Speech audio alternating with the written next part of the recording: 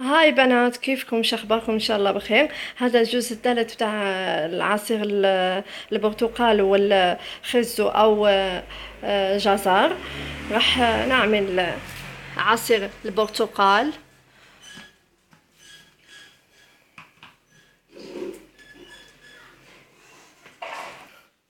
بس نصف، شوي شوي شوي. خلاص خلاص. هلا ضيف الجزر شوي شوي.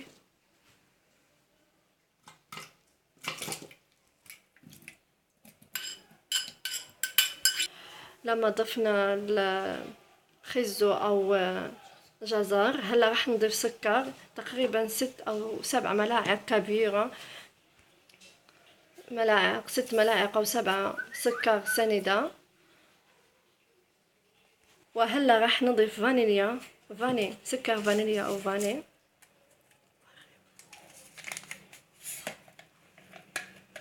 وهلا راح نضيف العصير البرتقال كله.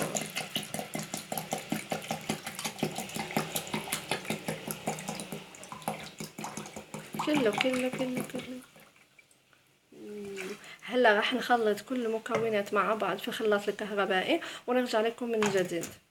ها هو الشكل النهائي تاع العصير تاعنا اليوم.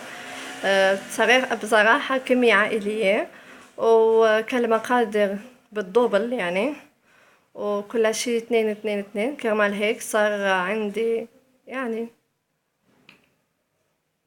3 قنينة، أو نحن نقول القرعة يعني.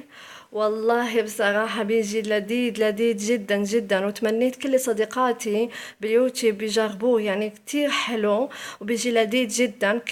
كما تعلمون أنا هلا شهر رمضان ما أقدر أذوق ولا أشوف يعني، بس أنا كم مرة عملته وفكرت اليوم أعمل فيديو عشان أشاركها مع كل صديقاتي وكل الناس يعني يستافدوا من هالعصير، لأنه كتير لذيذ وحلو.